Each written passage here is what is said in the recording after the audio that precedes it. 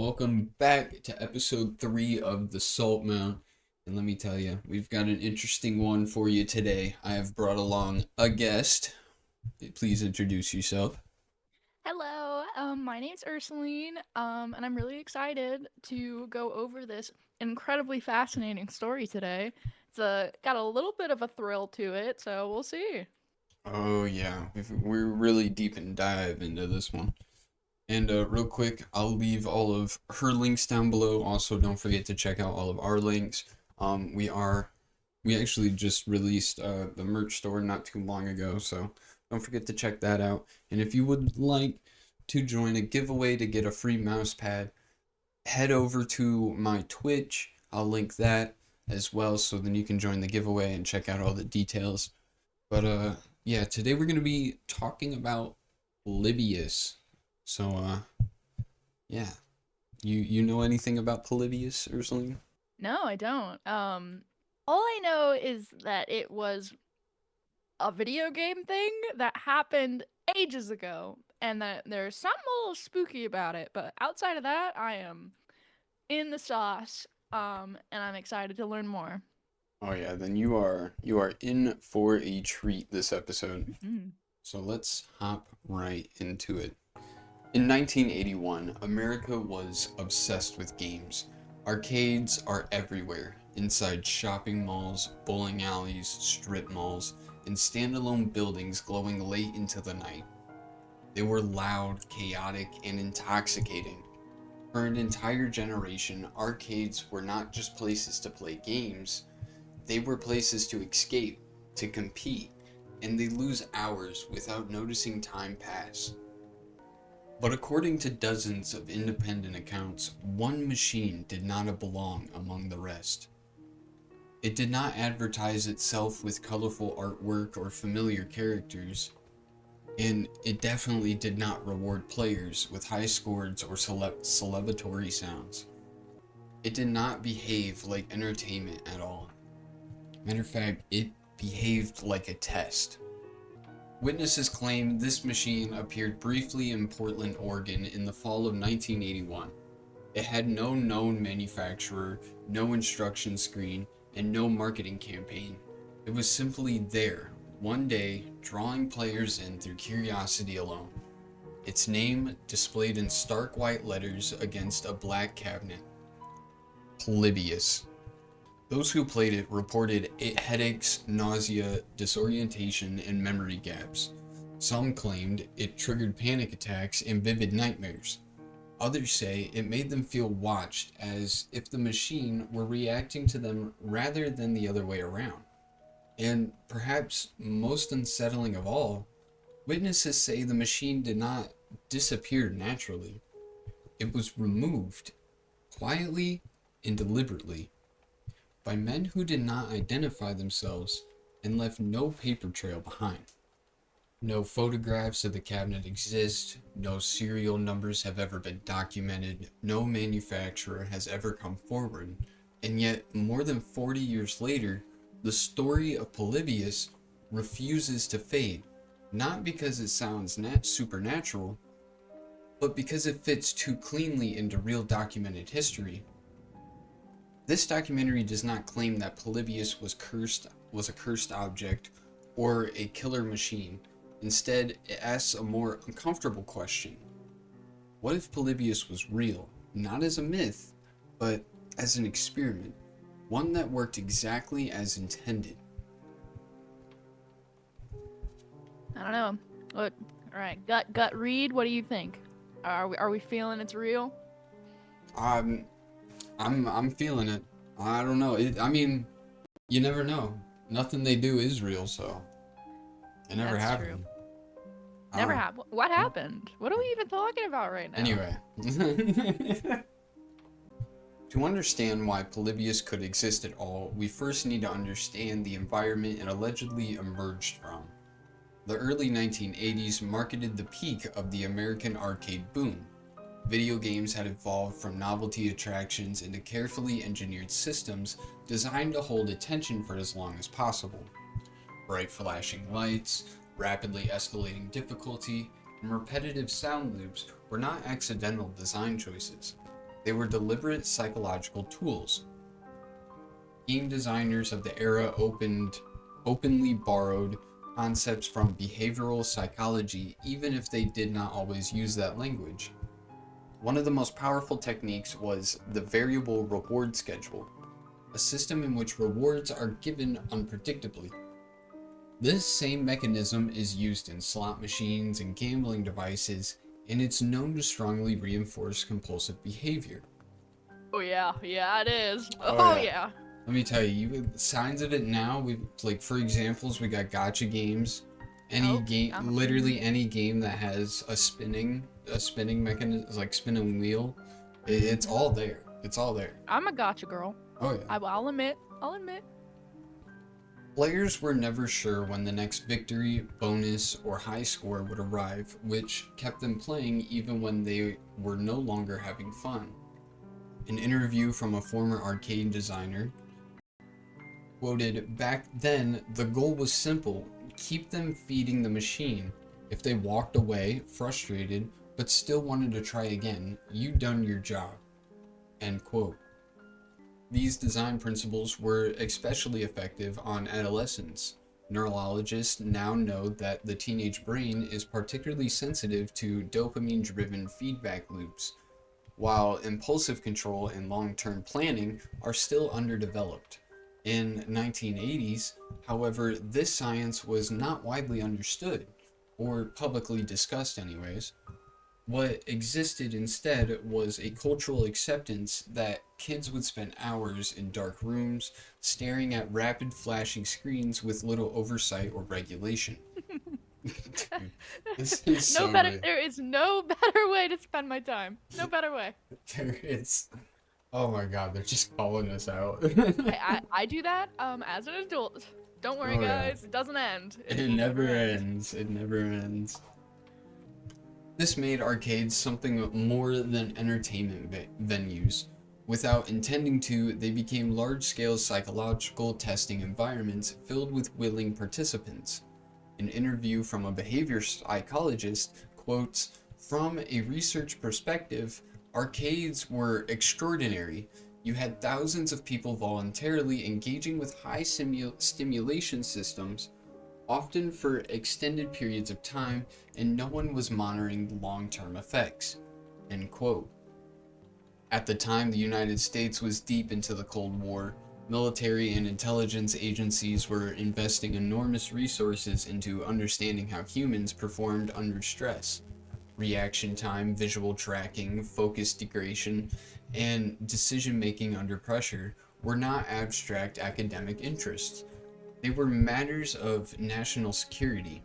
Radar operators, missile defense technicians, and pilots were expected to process massive amounts of visual data quickly, accurately, and without error. The parallels between arcade gameplay and military training were striking. Both involved rapidly stimuli, escalating difficulty, and cognitive overload. Both rewarded quick reactions and punished hesitation, and both produced miserable psychological strain. Have you heard like the whispers about the government programs apparently that they started putting in schools where they would like find gifted kids who had, you know, certain abilities? I mean, I know there was like a gifted, there was like a whole gifted thing that's like always been a thing, really. They reward the most gifted, I guess. With I remember hearing about like screening for either like MK Ultra-esque like proficiencies or I don't know, just well, I mean, whatever they were looking for. If you've got such intelligence and we're in like a downfall, I'm sure they're gonna be looking for whoever they can right now, you know?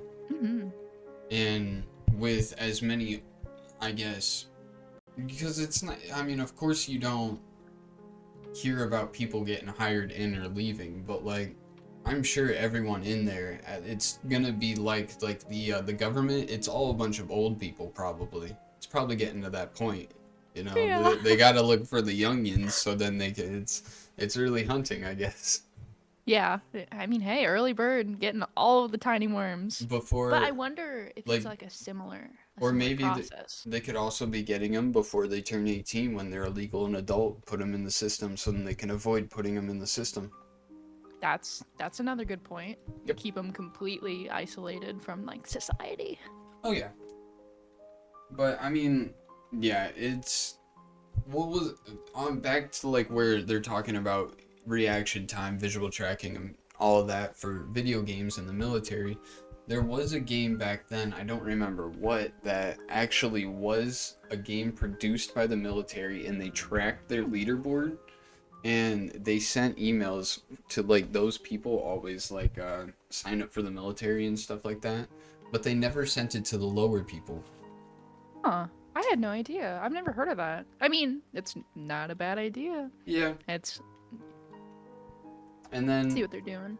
there was also speculation that Call of Duty was doing it for a while, like especially with Mm, all of their promotion with the military.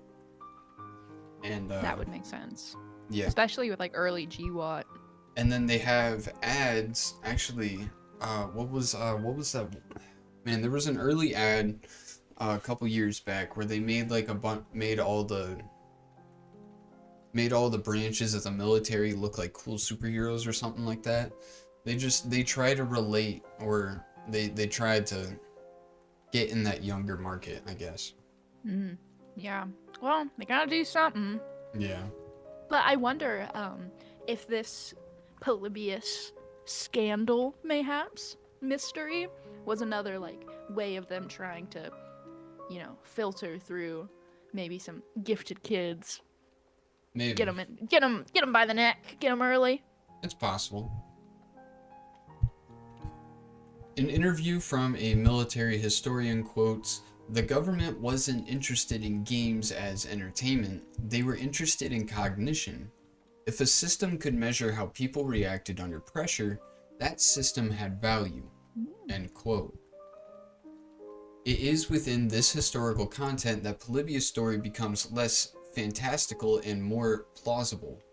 The technology required to create a psychologically aggressive game that already exists. The no the knowledge of sensory manipulation was well established, and the motive to observe human responses to intense cognitive stress was undeniably present. If someone wanted to deploy a psychological test disguised as a game, there may have been no better place to do it other than an arcade. No consent forms, no controlled lab, just a steady stream of participants who would never suspect they were part of an experiment. And if that experiment went too far, the arcade environment offered something else as well: plausible deniability. Mm-hmm. By late 1981, Portland, Oregon was already known for its dense arcade culture. Unlike larger cities where arcades were often tourist attractions, Portland's arcades were neighborhood fixtures, small, dimly lit rooms tucked into strip malls and downtown basements. They attracted regulars, people who knew each other by face, if not by name. In environments like these, unfamiliar machines did not go unnoticed. According to multiple independent accounts, Polybius appeared without announcement in several Portland area arcades within a short time frame. Arcade owners did not recall ordering the machine, and technicians didn't remember installing it. And yet, there it was, already powered on, already functional, as if it had always belonged there. I guess there was just a lack of security back in the day. Okay. Well, I mean, I guess when you're the government, you just have a key to every door, you know? That's true. That is true. I mean, like, what are you gonna do? I guess. Say no. Yeah. No, you can't come in here. No. We don't want your game, Mr. CIA. Yeah. Okay. An interview from a former arcade owner. It wasn't like a new oh fuck. An interview from a former arcade owner. It wasn't like a new Pac-Man cabinet showing up. No flyer, no distributor calling ahead. I just remember that one day it was there, it was plugged in, and it was like it'd been dropped off overnight. The cabinet itself stood out immediately. Witnesses describe it as matte black, with no illustrated side panels and no recognizable branding beyond the name Polybius printed plainly near the top. In an era when arcade machines completely competed aggressively for attention, this design choice was strange. Instead of drawing players in with color and characters, Polybius relied entirely on curiosity. And seemingly enough, that curiosity proved to work. Players who approached the machine quickly realized that it did not behave like other games. There was no attract mode demonstrating gameplay, no character selection, no instruction screen explaining objectives or controls. The screen displayed abstract geometric patterns that shifted and pulsed in response to player input. Colors flashed rapidly, often without obvious rhythm, and the game seemed to accelerate the longer that it was played. Another interview from a former player quotes that I remember thinking I was missing something, like there had to be rules, but it never explained them. It just kept going. Several players described a Hang on. sense. Hang on. I think I can find some game. I think there was a video, but Oh, there we go. Yeah, I see it. Warning seizure. All right, for our epileptics out there, yeah. no watching. No watching. No watching, I guess. Look away, close your eyes. I don't know how loud it should be. I'm on the edge of my seat for some freaking Polybius gameplay here. I know, right? Hey CIA, if you're watching.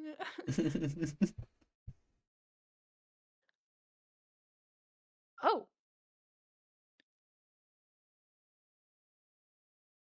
Whoa. Okay, so we're in space.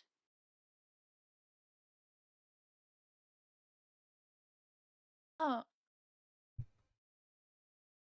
It just seems like a rounded. Whoa. Whoa. What? Oh, it's What? flashing What? words. Oh, shit. Oh. Oh. Did I say stay asleep? Hold on. I don't. Do I need to? Okay, hold on. What? We're breaking this Whoa. down. Whoa, jump scare. Okay, We'll we're in. So we're definitely in space. do a full think- watch through, and then I want to break this down. I want to see what it says. Yeah.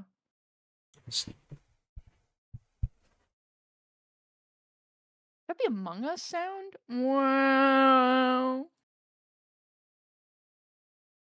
Deep cut.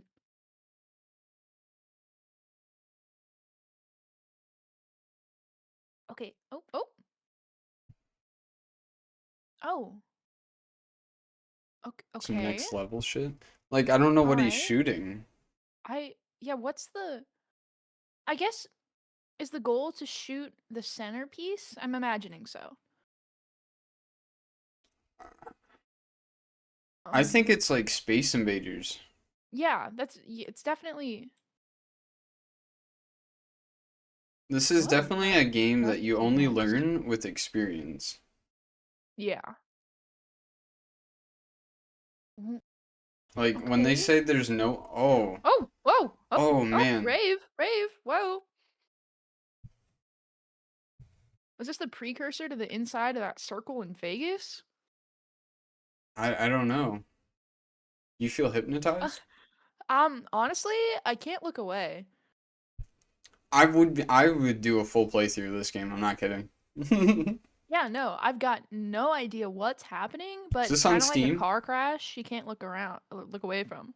Is this on Steam? Can we get a Steam check? Oh, let's do a Steam check. I got it. Steam check. Just look up Polybius. Can you imagine if it's like publisher CIA? Polybius. Oh my god. No way. $6.99? Is it what this looks like? No. Oh. Do you remember that game where you were a tiny gray alien with roller skates?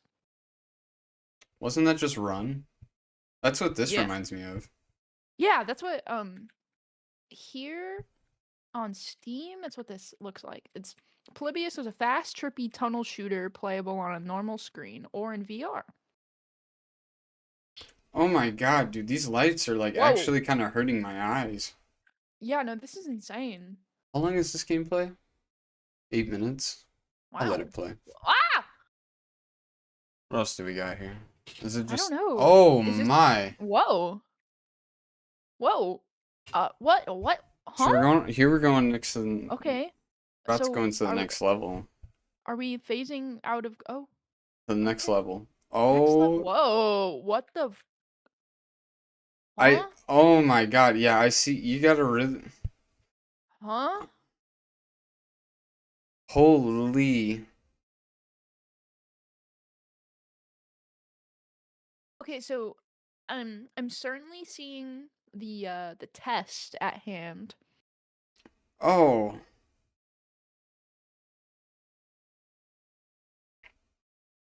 Yeah. No. They're. Oh my god.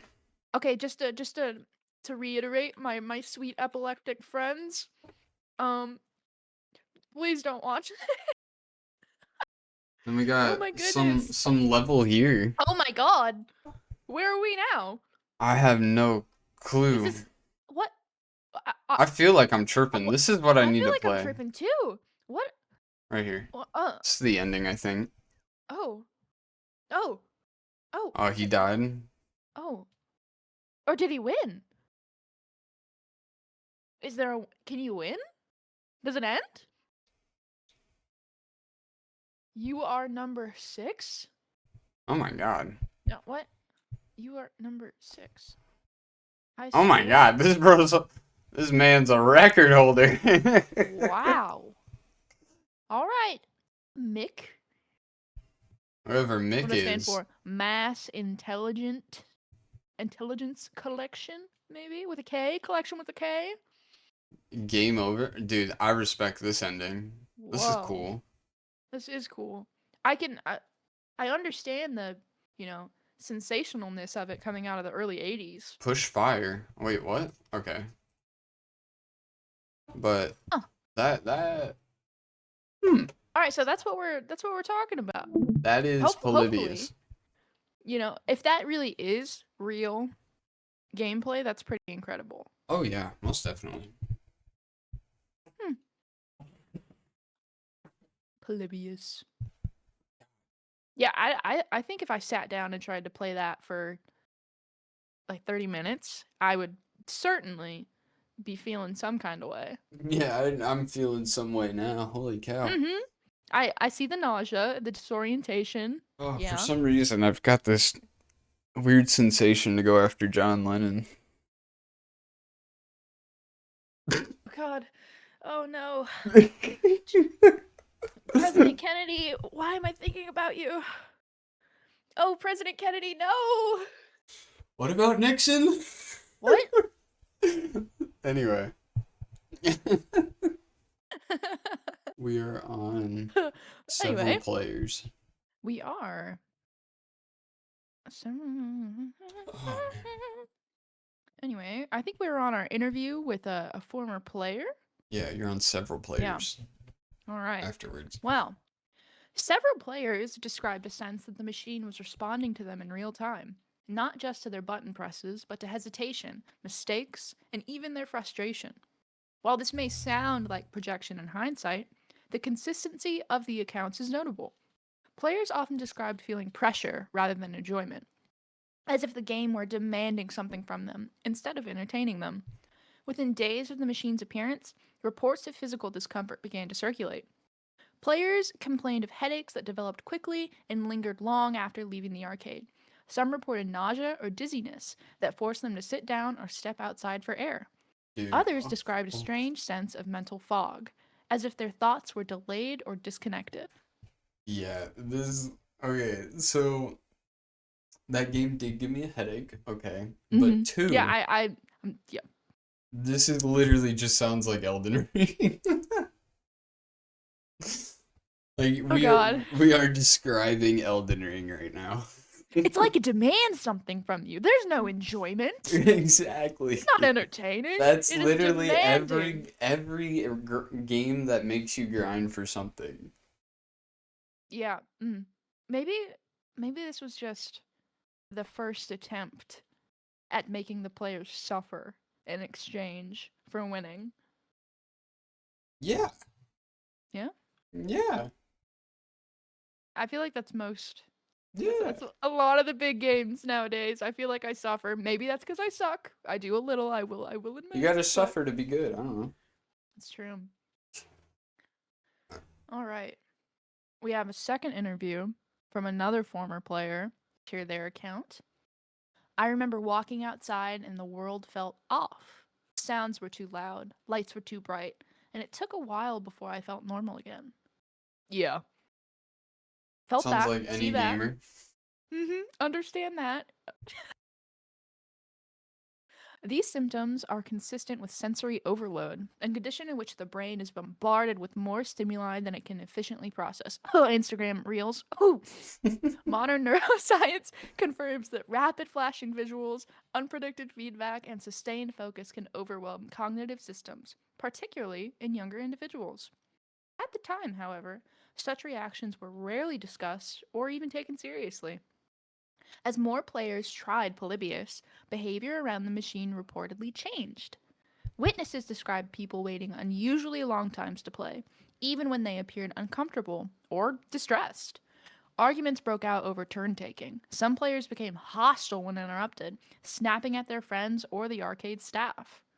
Just Literally sounds Elden like, Ring. yeah. Like, it's my turn on the Xbox, and then, like, you're already pissed at the game? Like, come on. Like, I can't quit. You're I just can't add, quit. you're just adding fuel to the fire. All right, well, we have an interview from an arcade employee to follow.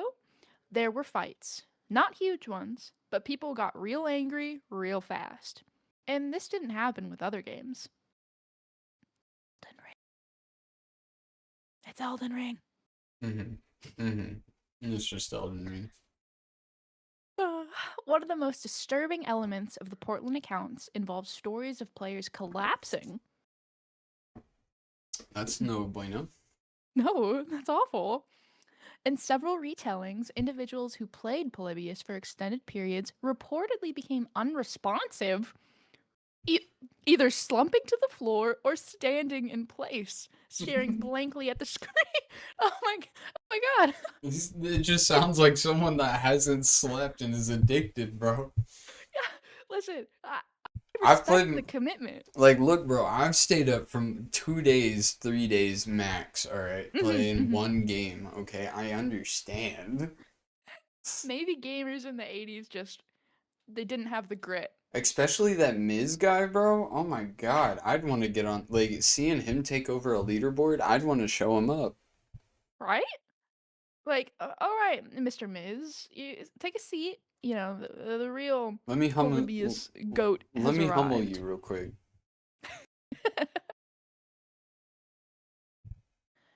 Either way, in these accounts, the episodes ended with, oh, it gets worse, gets worse. Oh, Oh, never mind. Ended without seizures or convulsions, which made them harder to categorize and easier to dismiss. I thought they were having seizures. Okay, that's good. That's great. They weren't having seizures. as we know of. Oh, it's true. That might. I don't, honestly, if I looked at that gameplay for more than an hour, I might start seizing. That was a lot to take in visually. Yeah. Mm-hmm. No hospital records have ever been publicly linked to these incidents. No names were recorded, and no follow up documentation exists. This absence of evidence was fueled skepticism, but it has also raised questions. In small arcades, incidents were often handled informally. If someone recovered quickly, there was little reason to involve any sort of authorities. What is documented, however, is an increase in police responses to arcade disturbances in the Portland area during this period.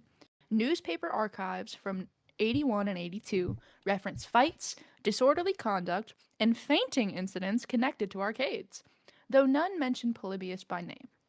This silence may reflect nothing more than incomplete reporting, or it may suggest that whatever Polybius was, it never stayed long enough in one place to be formally recorded. We got a magic box. Just a magic box of data, I guess. It's almost like a black box on a plane, bro. No one can access it, and then it was just gone. What you talking about? What black box? Those don't exist. Oh, yeah, okay. As weeks passed, rumors spread. Some players stopped using the machine altogether. Others became even more fixated, returning day after day despite worsening symptoms. It is difficult to separate truth from exaggeration in these accounts, but one pattern remains consistent.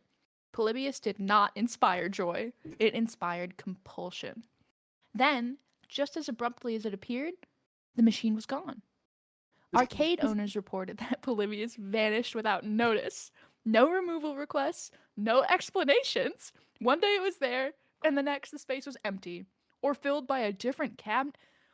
Wait, you're telling me not only did they put Polybius in and take it out, but they put like Donkey Kong back where it was? That's nice of them, Yeah. I guess. The best part is like it was probably literally like a free machine Yeah. that like all the shop owners eventually got. That's funny. All I because wonder the like CIA needed to do a pickup. yeah, I wonder if there was ever any conversation like between the owners like y'all seeing this? Like What? yeah. I got Donkey Kong. What you get? I got Yeah. Super Mario. What? Come on, man. Can we trade? Please, please. Please, I already got a Donkey Kong. No way, man. No one even wants to play Donkey Kong anymore. Oh, come on. No, don't say that. Yeah, well, maybe no one likes Mario, okay? God. Guys, I got Pac-Man. Get out of here. We weren't asking. Oh goodness. Well, I mean that's nice of the CIA to at least put a Donkey Kong in. Yeah. Anyway, in some cases, staff recalled unfamiliar men entering the arcade shortly before the machine disappeared. Men who did not play games. Men who asked questions. And that is where the story shifts from strange to unsettling. Well, I've got an unsettling question for you. What's up?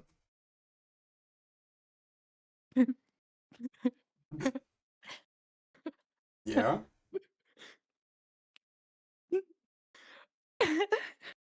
Would you rather No. have unlimited bacon but no games? Or games, unlimited games but no games? I'll take the bacon. Each to their own. Good to know you're a bacon kind of man.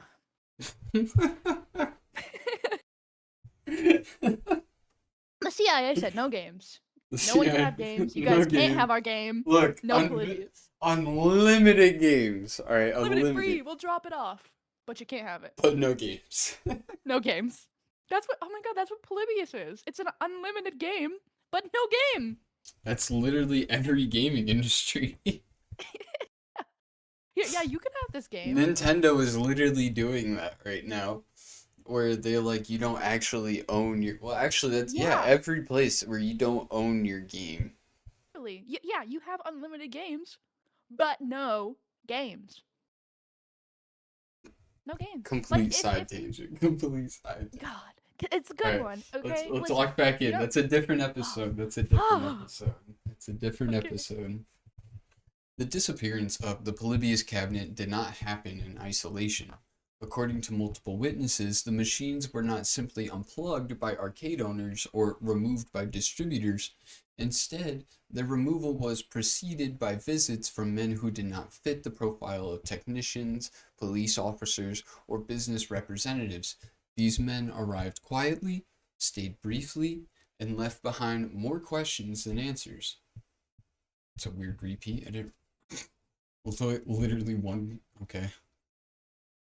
Witnesses consistently described these individuals in similar terms. They were well dressed, usually in dark suits, and notably out of place in the noisy, neon lit environment of an arcade. They did not linger at the change machines or browse other cabinets. They went directly to Polybius. An interview from a former arcade technician quoted, "They don't ask what it was or how it worked. They acted like they already knew. That's what stuck with me." End quote. Unlike these routine inspections, these visits were not announced in advance. Arcade owners were not presented with warrants, citations, or paperwork. In some accounts, the men barely spoke at all. They watched players closely, sometimes standing just behind them, Oh, observing posture, reaction time, and behavior. Several witnesses recalled the men taking notes. Through what those notes contain remains unknown. So they're just like, I like to imagine they're like the male math teacher hunching over the female in the group. You know, got his balls on his yeah. shoulder or something. No. No. Yeah. It's Yeah, just like, yeah, you're doing great there, kid. You might hit the high score. wow. You're really, Is yeah. that triangle? Oh, is that Oh, obtuse or oh yeah. I acute? like, yeah. Oh, look, you almost got the ghost almost got you. Run, little Pac-Man. See, it's just like some like giant guy, like 6'5", big guy, big shoulders, bald, a really obvious earpiece in, Yeah, just but puts his big ass fucking leg up there. Like he's got to he really just put his leg up there on the arcade, and he's like, yeah. it's some like fucking 15-year-old like nerd little gamer guy, and this Oh big yeah. ass dude is behind I him with a notepad, like, oh, how do you like the game? actually I can't really focus when you're on me like that. Okay, well, what level are you on? I'm on level 2. What do you think? Your butt is really hot. Sure. Listen, little boy, I it's a good can't game, isn't it? I can't focus on the game. I don't want to be here anymore. Well, you need to keep playing. If you stop I don't have any playing, more we're gonna have to go quarters. outside. I don't want my mommy. She's not here. She's not here. It's literally just, oh my god, it's Will Smith. It's the Men in Black. It's the man. It's actual just Will Smith. He's like, you need to get the high score or you're getting your memory erased. Yeah. Oh.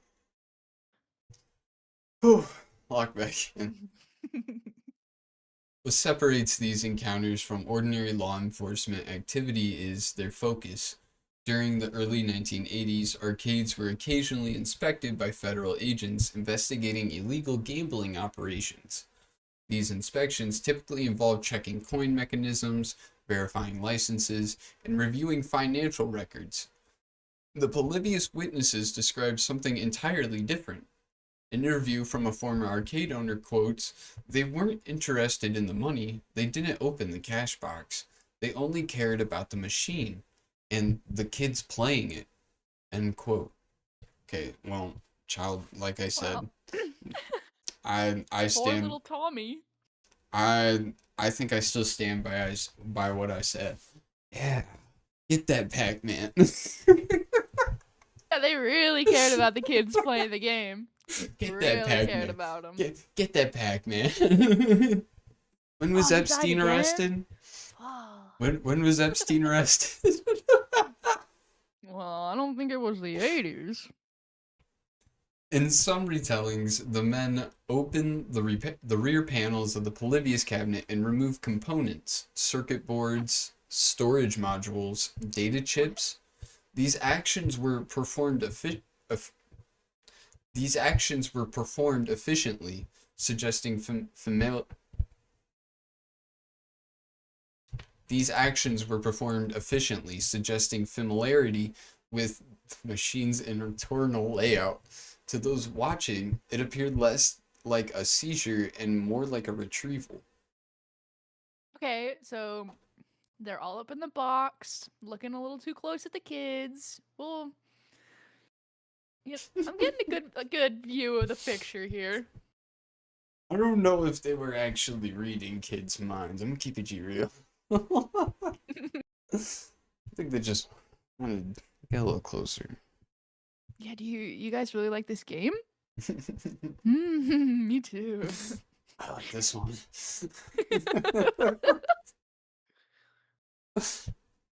Within days or sometimes hours of these visits, the Polybius cabinets disappeared entirely.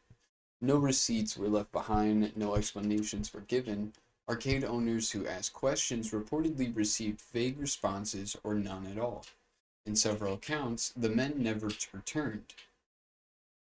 From a skeptical perspective, these stories could be misremembered. Encounters with regulators and technicians, human memory is fallible, especially decades after the fact.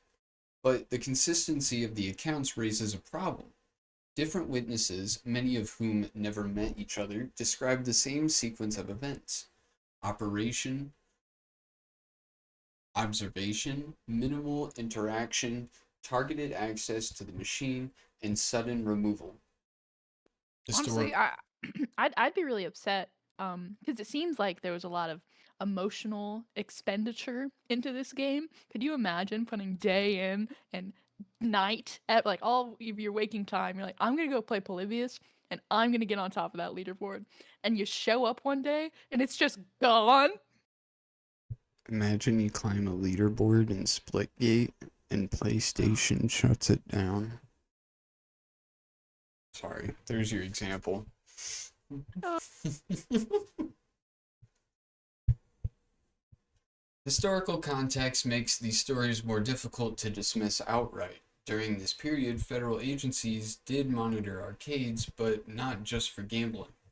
Law enforcement and intelligence organizations were increasingly aware that emerging technologies, especially interactive systems, could influence behavior in unpredictable ways. Video games were new, powerful, and poorly understood. An interview from an intelligence historian quoted, "The government has always paid attention to environments where behavior can be shaped in mass. Arcades were new territory." End quote. Yeah, I mean, I'm telling you, when the age of video games really was the start of, mhm, like, I feel like minimal mind control, because like if you really want a good source of example for today, mhm. iPhone users, Xbox users, PlayStation users, Nintendo users, anyone that is a hard stuck fan on a company and cannot get off of it, no Mhm. matter what they drop. Such a deep. I wish I knew more about like the psychology behind like marketing in that way, cuz I'm totally hooked. Like, hate to say it, I'm a deep iPhone Apple enjoyer. I have the whole suite of systems just cuz they interact so Oh yeah. seamlessly between each other. I've got the watch, the tablet, the phone, the MacBook. And see, Like, you're a glazer. mhm. I am. You're a glazer. Yep, yep. Well, that's all right. That's all right. It's like also, I guess, if you want anyone that chooses a certain, literally just a brand, to put it in Mhm. words of today, I guess, a glazer. Anyone that glazes a brand or a company. Another unsettling detail emerges when examining the timeline. The Polybius machines were not removed because of public outrage, lawsuits, or medicinal complaints. They vanished quietly before any formal investigation could begin. There was no recall notice, no warning to the public. Whatever concern existed, it appears to have been handled internally. This raises a crucial question. If Polybius was dangerous, why was there no attempt to warn players? And if it was harmless, why remove it so carefully? Some researchers propose that Polybius may not have been a single machine, but a small batch deployed intentionally to gather data. If the data researched a threshold, if that experiment concluded, or if the results proved desirable, there would be no reason to leave evidence behind. Yeah, well, I mean, it is a very interesting phenomenon that I guess our example of Elden Ring. Sitting there and grinding the same boss 20 times is not the most enjoyable thing in the world or best use of anybody's time. Oh But we yeah. all do it. We all do it. And I We mean, and even if you go to bed and you lost, guess what you're doing the next day? You're waking up at the crack of dawn and you are gonna fucking grind that out. Exactly. I don't know if it's maybe just the satisfaction of finally completing it at the end is so great that it trumps over the struggle along the way, or I don't know, maybe what intrinsic like deep desire that humans have to where we crave that, but I don't know, maybe this was an early experiment touching on that part of our psyche or something. I don't know. Yeah, the desire to say that I did it. Yeah, that's a good way to put it. Yeah. An interview from a technology enthusiast quoted, "The cleanest experiments are the ones no one knows happened, especially when consent isn't part of the equation." End quote. The men in suits occupy a critical role in Polybius' story because they represent intent. Machines break down, games fail, businesses close, but observers who monitor, document, and retrieve suggested purpose, they suggest oversight, and they suggest that Polybius was not just abandoned, it was decommissioned. So that means they completely stopped everything. Yeah. Yeah, I guess, well, it was already put, I think, the best way it can be. It does show intent. It shows that there was an ulterior motive, something else going on Yeah. in under the Polybius hood. After the removals, something else happened. Reports of Polybius stopped, no new sites emerged, no cabinets surfaced in storage or private collections. No manufacturer claimed ownership. It was as if the machine had never existed at all. Yet, the witnesses remain. Players continue to talk about the headaches, strange dreams, and lingering discomfort long after the cabinets disappeared. Some reported avoiding arcades entirely. Others dismissed the experience as a bad memory they couldn't fully explain.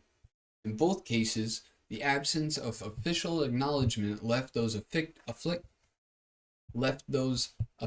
without validation. This silence may be the most disturbing aspect of the Polybius story. Not the rumors, not the symptoms, but the fact it was something went wrong. If an experiment crossed a line, there was no mechanism to address it publicly.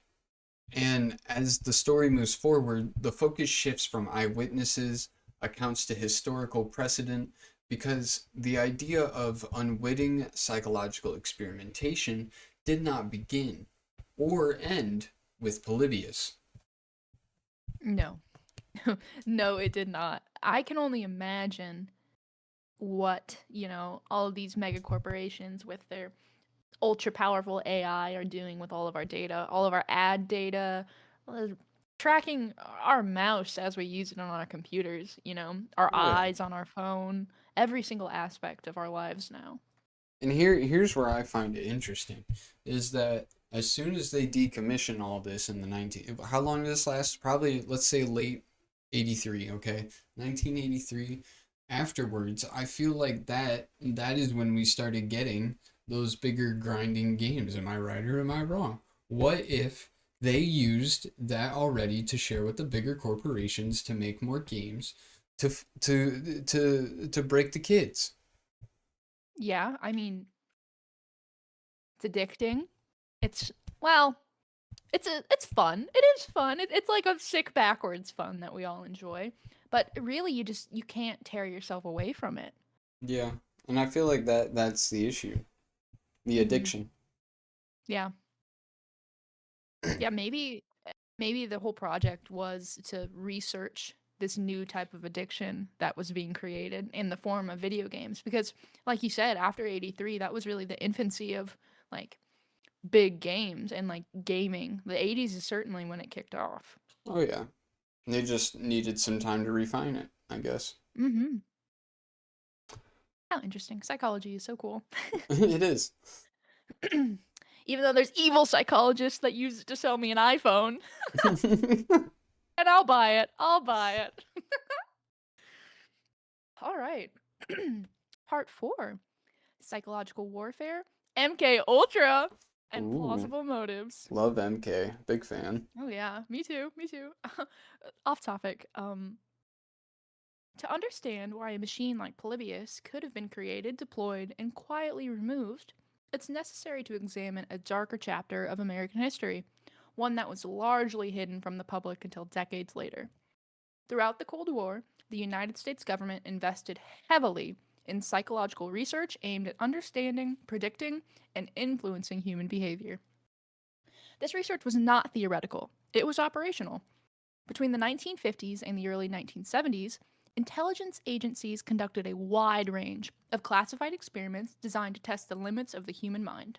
The most infamous of these programs was MK Ultra, a CIA initiative that explored methods of behavioral control, interrogation enhancement, and psychological destabilization. And telekinesis. Yeah, telekinesis was a funny one. I always found that funny. Remote viewing? Oh yeah, I'm a big remote viewer. What can I say? Declassified documents confirm that these experiments often involved unwitting participants, exposing them to stressors without consent or oversight. Classic CIA. Flashing. An interview from a historian of intelligence programs quotes, MK Ultra shattered the idea that ethical boundaries were always respected. Once you accept that, the question isn't whether experiments happened, it's how far they went. End quote. I don't know. Maybe. We'll have to see. All of us are probably under some crazy MK Ultra right now. I mean, like, ethical boundaries, I think we're way past ethical. Yeah. Come on. Oh yeah. Like, the fact that we know about MK Ultra. Bro, we've gone through we're in the Cold War right now. Come on, ethical. Mm-hmm. Ethical. Ethical. Come on, girlies. We're that's out the window. We've already gone through a world war. Are we really doing anything ethical? Baby. Woo! What's the Cold War? Yeah, Cold War was after 2, right? I believe so. Okay. Oh, you love it. Gotta love it. Love it. War. Many of these experiments focus on sensory manipulation. Researchers tested the effects of flashing lights, repetitive sound patterns, sleep deprivation, and cognitive overload. Oh. The goal was not hypnosis in the theatrical sense, but destabilization, breaking down a subject's ability to filter information, maintain focus, or resist suggestion. Bruh. Exactly. Listen, any game. Check out this new cool skin that we got. Believe it or not, you are playing Fortnite and check out this Halo skin. My Halo fans. Yeah, it's just Dude, I'm telling you, anything that they like, it's so amazing how they researched all this stuff back in like they say like yeah, back in like the 80s and stuff, like late 80s. And like now you look at it and it's like they've refined it. They've figured it out. So it's like how could you not agree with this, you know? Mhm. They got me. I spend most of all my days playing video games. Exactly. You're here on YouTube. Yeah. Yeah. I'm a VTuber. Exactly. They got me so bad. You so fell good. into consumer. I'm not only hook, line, I am the sinker. Exactly. Anyway, but that little description of our MK Ultra phenomenon is certainly fitting of the Polybius situation. Oh yeah. Although MK Ultra was officially halted in the early 1970s, the research did not simply disappear. Congressional hearings exposed the program, but they did not erase the data collected or the knowledge gained. Former officials acknowledged that while certain methods were abandoned, remote viewing, the broader field of cognitive research continued under different names and with different funding structures. By the late 1970s, technology had advanced rapidly. Microprocessors became cheaper. Visual display systems grew more sophisticated. Interactive interfaces, once limited to military and academic settings, entered the public sphere in the form of video games. Literally. Oh my god, dude, this hurts. But here's the best part. They've got us so addicted now that they're gonna raise those prices now. They gotta I'm not. limit. Now they have to limit it where they have us. Where they've got us good. Oh my god. I know. I'm not proud to admit I spent $70 on Battlefield, but I did. Exactly. Well, not even that. I'm talking about like GPU prices right now. They're Oh my. raising everything needed for for like them I know. I don't I know. know. They're at a peak right now and they got to Mhm. raise it, right? They're going to see if they can take it any further or if this is where they Oh, need they to will. stop. And we are addicted. So no We one. are. We're so What are we? addicted that we're going to fall for it. Yeah. Are we not gonna buy it? Like Exactly.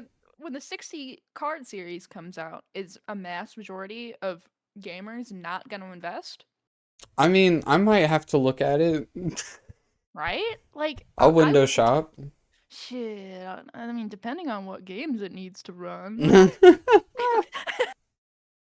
Like I just upgraded my PC and I got you know a 32 gigs of DDR5 Uh-huh. for like 140, and I looked the other day, it's $500, $400, $500 now Oh my God, dude. Like, you for know what's RAM. crazy? I think I bought my PC for less.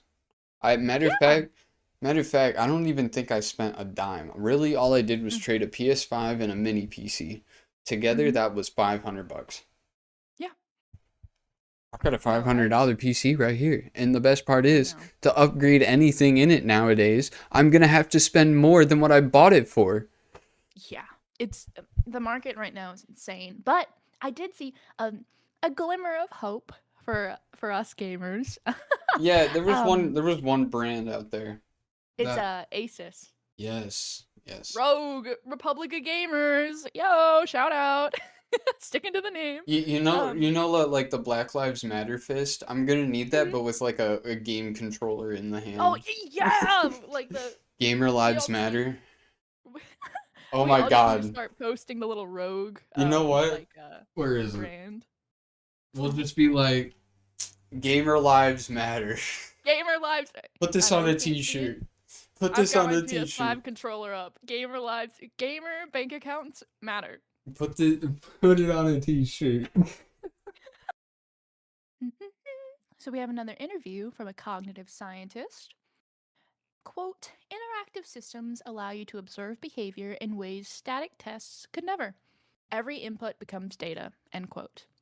A machine like Polybius, if it existed, I believe, Mhm. would have been uniquely suited for this purpose.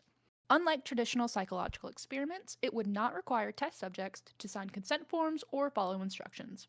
The participants would engage voluntarily, driven by curiosity and competition. Their reactions, physical, emotional, and behavioral, could be observed in a naturalistic environment. The, sy- the symptoms reported by Polybius players align closely with known effects of sensory overload. Rapid, unpredictable visual stimuli can overwhelm the brain's ability to process information, leading to headaches, nausea, and disorientation. Prolonged exposure can induce dissociation, a state in which individuals feel detached from their surroundings or themselves. In extreme cases, cognitive overhaul can temporarily impair memory formation, creating gaps in recall. An average game of Marvel Rivals. Most definitely. Little off note. I like how you completely changed three letters. Don't worry about it, okay? I make my own words. All right. All right.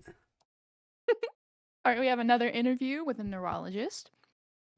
Quote, you don't need exotic technology to cause these effects. You just need intensity, duration, and unpredictability. End quote. Sound may have played a role as well. Certain audio frequencies are known to affect mood, stress levels, and concentration. Combined with visual overload, sound can amplify discomfort and anxiety. While there is no evidence that Polybius used infrasonic or ultrasonic frequencies, the possibility cannot be entirely ruled out given the era's experimentation with audio based psychological tools. They were getting hit with ultrasonic sound blast waves? Yeah. Like just like how there's certain frequencies now that can literally put out a fire. Mm-hmm. They're frequent, dude. Sound can do so much. You can literally just there's literally a frequency where you can just melt a man's brain. Yeah. Sound, Yeah. sound, I would say, is the strongest thing next to light. Mm-hmm. We've got lasers and ultra hypersonic blast booms. Light and Oh yeah. sound. Mm-hmm. Maybe even sound and light. Whoa. Okay. One of the most controversial aspects of the Polybius story is the claim that the game included subliminal messaging. What? Didn't you say something weird? Oh my God. In that clip of didn't you Yeah. see a little Yeah, little no, no. something in there? Keep reading, keep reading. It says it. Some witnesses recall brief flashes of words or symbols too fast to be consciously processed. These accounts are inconsistent and unverifiable, but they mirror documented experiments from earlier decades in which subliminal stimuli were tested for their ability to influence behavior.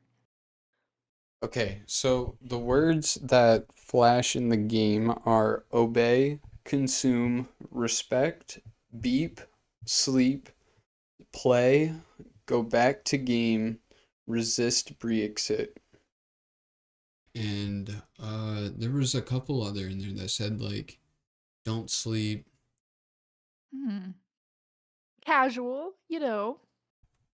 Oh yeah, That's pretty normal. most definitely. Yeah, Yeah, yeah, most yeah. games do that, right? Oh yeah. You don't remember Doom telling you that or Elden Ring flashing go to bed?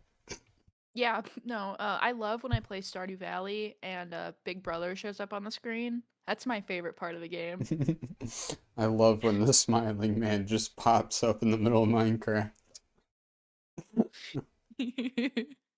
Oh my god. Was Herobrine subliminal scary messaging for tots? Holy shit. Oh, it's a big rabbit hole.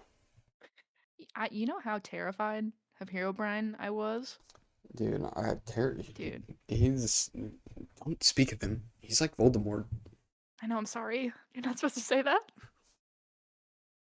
Anyway, let's see if this media psychologist talks about Herobrine in their interview. Uh, quote, subliminal messaging is often exaggerated in popular culture, but the research into subconscious influence was very real. End quote. Even without subliminal content, the act of sustained sensory stress can weaken cognitive defenses. Under such conditions, individuals may become more suggestible, more impulsive, and less capable of critical reasoning. From a research standpoint, this state is valuable, not because it allows control, but because it reveals limits. Critics argue that there's no direct evidence linking Polybius to government programs. That is true. There are no documents, no budgets, no official acknowledgments, but the absence of evidence is not evidence of absence, especially in a field defined by secrecy and compartmentalization. I think not knowing about the government budget is pretty typical of everything, Oh yeah. I mean, but why would you want to know that? exactly. Like, oh yeah, we're just gonna like put our secret uh psychological warfare testing out on the public budget. Don't worry, guys. Yeah, here's the receipt, matter of fact. It's the cost of the parts. What can be said with confidence is this. Every component required to create Polybius already existed by 1981. The tech was available. The scientific knowledge was established. The motivation to study human cognition under stress was very well documented. If Polybius was real, it would not represent a leap forward in psychological warfare. It would represent an application of existing research in an environment where oversight was minimal and accountability was non existent. And if that application produced unexpected or undesirable results, history suggests that the response would not have been transparency, it would have been silence. As this chapter closes, the focus shifts away from motive and mechanism and towards meaning, because the name Polybius itself may hold clues, not to how the machine worked, but to what it was intended to represent. So that means we're getting into symbolism now. Oh Yeah! my God. See, this is my favorite part because we literally saw flashing lights and shapes and all. Oh, and now we're gonna get into the deeper meaning of each and every little thing, and Yeah, that's I'm excited. quite a bit to decipher all at once. So I'm also very excited to see it spelled out a little clearer. By the time Polybius vanished from Portland arcades, the machine had already left behind a name that would outlive any physical evidence of its existence. Unlike most arcade games of the era, which feature playful or futuristic titles designed to attract attention, Polybius carried a weight that felt intentional. It was not a word commonly associated with entertainment. It was historical, academic, obscure. Polybius was the name of an ancient Greek historian known not only for chronicling political power and warfare, but for the developing of a method of encoding information known as the Polybius square. This Bruh. system, dude, I shit you not, when I looked it up, I got like so many tutorials on like the Polybius square, so now I'm really interested on how they're connected. Yeah. Okay, so well, that's a little on the nose, isn't it? The name of this Well, supposed yeah, secret CIA game is yeah. literally a secret encoding from ancient Greece. You'd think they'd be a little more secretive, but I guess not. It's alright. Let's see where this goes. This system transformed letters into numerical coordinates, allowing messages to be transmitted, concealed, and decoded efficiently. Centuries later, variations of this method would be adapted for military and intelligence communication. An interview from a cryptography historian quoted, "If you wanted a name associated with encoding and information control, Polybius is an unusual but very specific choice." End quote. Mm-hmm. The connection between the name and the alleged behavior of the game has fueled speculation for decades. Some witnesses claim the visuals on the screen resembled abstract symbols rather than the recognizable letters or numbers. Others recall I would, I'd What? agree. Yeah, oh Sorry, yeah. I would agree. Yeah, I mean, it did just look like abstract symbols. Mm-hmm. Others recall patterns that felt deliberate, as if they were meant to be read rather than simply observed. These recollections are inconsistent, and memory distortion over the time is a real factor. But the thematic alignment remains striking. Several accounts describe the appearance of words or commands flashing briefly on the screen. Terms like obey, conform, and submit are often mentioned, though no two accounts describe them in exact the same way. Skeptics argue that these elements were likely added retroactively as the legend grew, influenced by broader cultural fears of mind control and authoritarianism. Holy word. This is a valid criticism and one that cannot be dismissed. That was not a word for me. Authoritarianism. Okay. Good job. You want a Thank star? you. Yeah. No, you're not getting one. Oh. However, it is also true that subliminal messaging experiments were actively conducted during the mid 20th century. Researchers explored whether stimuli presented below the threshold of conscious perception could influence mood, behavior, or decision making. While the results were mixed and often outstanded in popular media, the research itself was real. Listen. Okay. There is nothing worse than a video game to affect my mood, behavior, and decision making. Dude, So, I'm telling you, a game, like, if I wake up and I hop on the game and I lose a game and I get off for the day, I'm done. I'm done for the day. I'm mhm. going to bed. I'm gonna take a 5 to 6 hour nap, which is just me sleeping again. Okay, even though I was just up for like 2 hours, I'm going back the fuck to bed. Okay, Listen, you need a reset. Okay, I you gotta start major over. reset, major reset. An interview from a media studies scholar quoted, "Subliminal messaging became a cultural panic, but it didn't come from nowhere. Governments and advertisers were genuinely curious about the subconscious influence." End quote. Even without literal hidden messages, the symbolic power of the name Polybius may have served another purpose. It framed the game as something different, something intellectual and inscrutable. Players approached it with a mindset that primed them for confusion and intensity. In psychological terms, expectation alone can shape experience. When people believe they are interacting with something complex or dangerous, their reactions often align with that belief. Elden Ring. Other reoccurring detail in witnesses' accounts is the absence of traditional scoring. Unlike most arcade games, which rewarded players with points and rankings, Polybius allegedly offered no clear metric of success. This absence removes the familiar feedback loop that players rely on to orient themselves. Instead of chasing a high score, players were left navigating uncertainty. Yeah, I mean, all you really had then was like what, the high score, and that's what Yeah. people were living off of. Yeah, no. I would, yeah, no. Again, I would be so mad if I was grinding for the top of the leaderboard and it disappeared. It's gone. An interview from a game design theorist quoted, "Removing clear goals is destabilizing. Humans are wired to seek structure.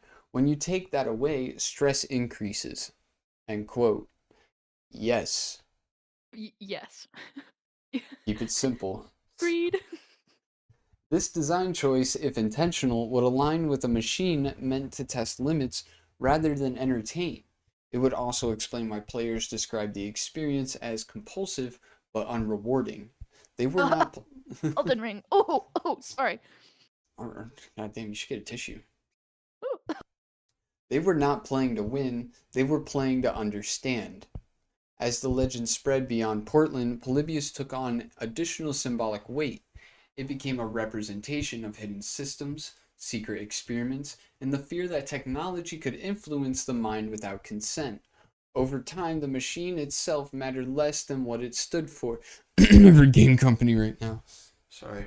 I think something got in that throat. Everybody Dude, but Valve. Ooh, W dude, Valve. I think we need to go see a doctor. I'm not feeling good Oh, today. I know. There might be a real frog in my throat. By the 1990s, Polybius had migrated fully into internet folklore. Forums, message boards, and early websites amplified the story, often embelling details or blending it with unrelated conspiracy theories. This digital afterlife complicates efforts to separate original accounts from later additions, but it also demonstrates the enduring power of the idea. The question then is not simply whether Polybius existed as a physical machine. The question is why the story resonated so deeply and why it continues to resurface in an era where technology's influence on cognition is no longer hypothetical. To explore that, the documentary turns to the present, where modern recreations and controlled experiments provide insight into what Polybius could have been and what it may have revealed.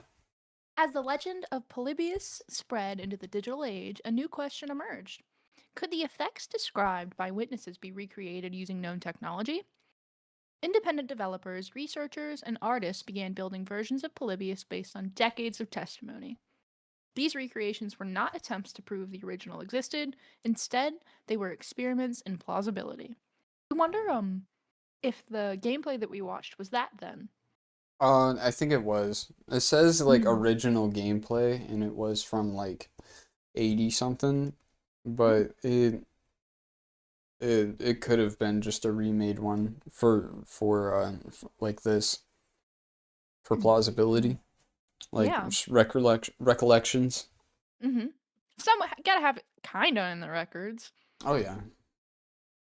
All right. Well, modern recreations typically focus on replicating the reported sensory conditions rather than specific gameplay mechanics. Rapidly shifting geometric visuals, high contrast color flashes, unpredictable movement patterns, and layered audio cues form the core of these designs.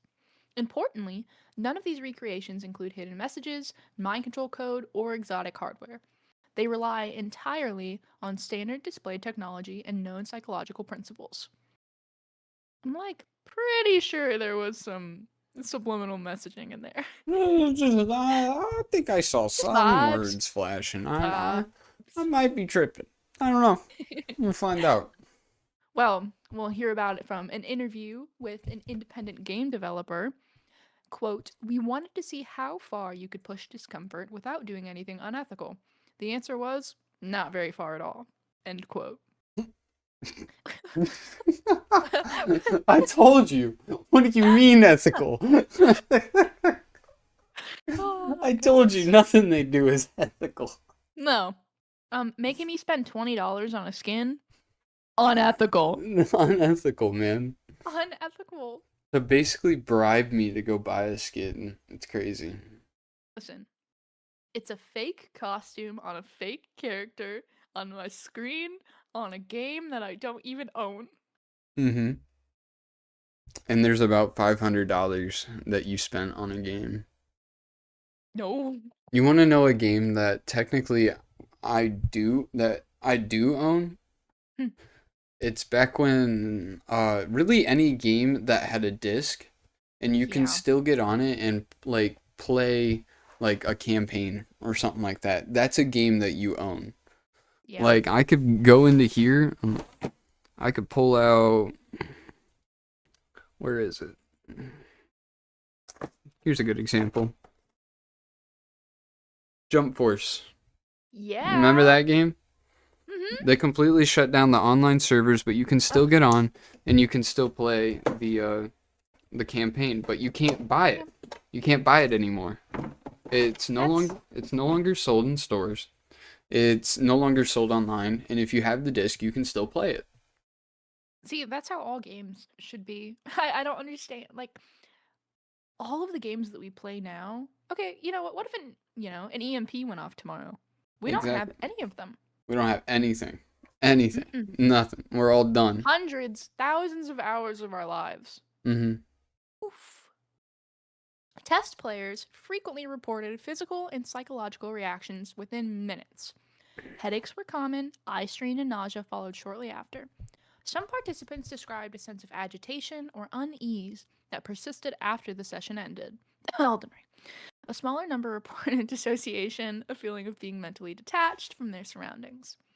These reactions were consistent across different recreations and player demographics. This consistency is critical.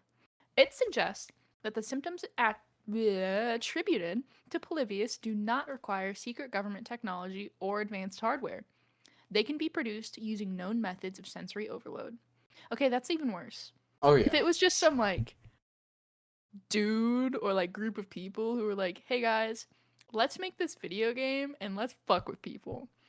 Let's make it as addictive as possible and then rob every penny from them. Thoughts? I I'm in. pretty good playbook. I'm in. Me I too. see the board now. Listen, I think my worst addiction might not even be video games. I think it's packs. Packs? Packs. Packs? Ripping Oh a my god. good magic pack, a good Pokemon pack. Oh Lord, Lord have mercy. That's I'm a a whole nother gambler in my market soul. we're not even gonna talk about. We're talking about video games right now. Sorry, I just can't help it. I'm just a gambler.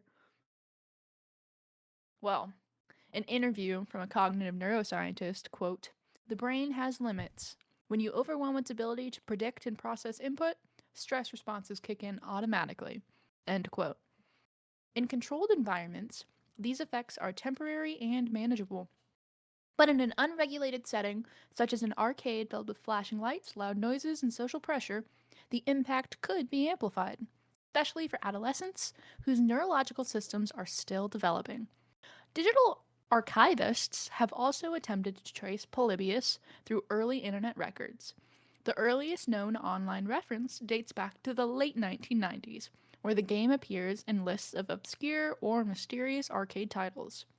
These entries often lack details, suggesting that the story was already fragmented by the time it reached the internet. This complicates efforts to identify an original source. Oral accounts predate online documentation, but oral history is vulnerable to distortion. Memories blend, stories evolve. Cultural fears shape recollection. Yet, even as details shift, the core elements remain unchanged. A machine that caused discomfort, attracted unusual attention, and disappeared without any explanation. This persistence points to something deeper than a simple hoax. It points to a shared anxiety about technology and control, an anxiety that has only grown stronger in the decades since. Oh, Palantir! Um, Oh, if only they knew back then. if only. If only. I'll finish off here. Mm-hmm. Alrighty, despite its reputation as the game that kills, there is no verified evidence that Polybius directly caused any deaths. No death certificate listed. No hospital records confirm fatal incidents linked to arcade gameplay. This is one of the strongest arguments against the most extreme versions of the legend. However, it is also true that during the early 1980s, several deaths did occur in or near arcades across the US. Most were attributed to seizures, heart conditions, or unrelated medical emergencies. I mean, yeah, I wouldn't be surprised. Like we were talking about, new age of Mm-hmm. gaming, people literally staying up days on end, and Yeah. something new that they're probably not used to is staying up days on end looking at a screen, and that is probably a Mm-hmm. lot more, I wouldn't say devaluing, but like devolving, Yeah. than literally just staying up and doing stuff, like, Mm-hmm. It's yeah, a whole nother level of mental strain on yeah, top of exhaustion. yep. In an environment already associated with flashing lights and intense stimulation, these incidents were easily connected, rightly or wrongly, to the machines themselves. In the absence of clear information, rumor fills the gap. I don't know, if there was any arcade machine that was going to kill people, it might be the psychological CIA trip ancient Greek historian box. That's a good way to put it. I like Yeah. that. An interview from a cultural historian quotes, "When people don't trust intuitions, they trust stories. Legends form where transparency fails." End quote. Mm-hmm. Polybius became a vessel for multiple fears: fear of government experimentation, fear of technology outspacing ethics, fear that entertainment could be weaponized. Each generation added its own layer, reshaping the story to reflect contemporary concerns. This is going to sound crazy to you, but there is actually, I don't remember, oh my God, I think I can't remember what state it was, but there was a little boy that got like a little handheld device, and it was to fly, like, just like a little video flying drone or whatever, right? Mm-hmm. Or it was some game where he thought he was flying a drone, and he Mm-hmm. ended up figuring out that he was flying drones for the government into these actual places, like booming drones. Oh, It's a real case. I'll have to. that's wow. That sounds insane. I mean, I don't doubt it. That's It was crazy. that is crazy. Oh. By the time Polybius entered mainstream pop culture, it no longer needed to be real. It had become symbolic, a reminder that systems designed to engage can also exploit, that interface meant to entertain can influence, that experiments do not always announce themselves. This symbolic power is why Polybius continues to resurface, not because people believe in an arcade machine was secretly killing players, but because they recognize the underlying truth. Technology shapes behavior, often invisibly and rarely with full consent. Hmm. Funny. Man, if only we had examples. All right, What? get me another doc so I can start listing. I think the worst universal example of this is when you talk about that for spring you want a yellow kitchen table like set, right? Like, oh, that'd be so cute. You're just like having a conversation and then you open up your phone and there's an ad Oh for a yeah. yellow Mm-hmm. kitchen table set. That's just a really random example. But like you can talk about, oh God, I like really wish I had Reese's right now, and you get an ad. Talk about the latest Call of Duty. Like I Mm-hmm. use not a sponsor, okay, but I use Restream Mm-hmm. um as like a streaming source so I can multi-stream. And the thing is, YouTube is always every day now I get a Restream ad and it's like, dude, I already pay for your service. Yeah. And it's like It's it doesn't it's matter because that's what you're using the most on your device. mm-hmm. That's what's Well, popping up. That's what you're saying. And I'm sure I'll get one after this video when I go to watch and when I eat. oh, most definitely. Yeah, no. I the other day, I was talking about my cat and like, Hmm. oh, we need to get cat food. Swear to God, open up my phone. First ad on Instagram is Purina. It's cat food. Yeah, it's crazy. No No, sense. they don't listen to you. They're not listening. It's They're not okay. listening. You have privacy. Final conclusion, the experiment that left no trace.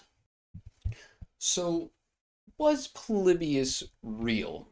There is no physical evidence to prove it existed as a single, identifiable machine, but there is overwhelming evidence that everything it represents did, and still does. Hmm. Mm.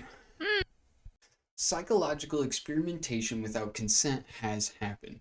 Sensory manipulation is well understood. Governments have monitored and tested emerging technologies, and interactive systems have always been powerful tools for shaping attention behavior. Perhaps Polybius was not one machine, but many ideas converging at once. A rumor amplified by fear, a test misunderstood by its participants, or a cautionary tale born from a time when technology advanced faster than oversight.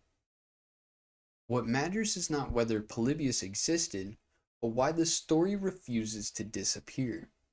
Probably because I mean, I don't know. It's a perfect reflection of how technology still operates today. Most definitely. Because if Polybius taught us anything, it's the most effective experiments don't leave behind machines, documents, or even data trails. They leave behind people who remember something felt wrong and were never told why. Boom. So, what are your final conclusions? Do you think it was real? Honestly, I totally believe it. I do I too. totally believe it. I I mean, like, mean, I wouldn't put it past him. yeah, no. And they, them, them that prey on the people. I feel like, especially because, the early 80s video games were in such an infancy, I think it would be silly of them to have not, at least Dabbled in tried the to dip their market. toes into that. Yeah. Yeah. Because, I mean, we would be stupid to think that modern video games are not monitored just as much, if not more. Oh, yeah. And I mean, like, they already are Mm-hmm. anti-cheats, Mm-hmm. chat censorships, voice Mm-hmm. bans. Like, they're already monitored. It's just Mm-hmm. they've refined it over the years. Yeah. And I mean, for a large percent of the population, like there is a lot of us that religiously play video games. To observe our patterns and our interests has to be very telling from a psychological standpoint. Hmm. But I think my final takeaway is that we found the first Dark Souls game. The very first one, the OG. You know what? That's a good place to wrap it up. Thank you. Thank you, Ursa, for joining us. And Yeah, thank you for having me. It was great to be here. thank you all for watching. Don't forget to go check Mhm. her out. I'll leave all the links down below. Don't forget to check out Well, our links as well. don't forget to subscribe. Oh yeah, don't forget to subscribe. And one Mm-hmm. more thing, don't forget. You want to take it off? You know. Oh, well, if you check out the merch, No no there's no a no no no no really no no. You gotta say take it all with a grain of salt. oh, well, check out the merch too, but take it all with a grain of salt. And we will see you later.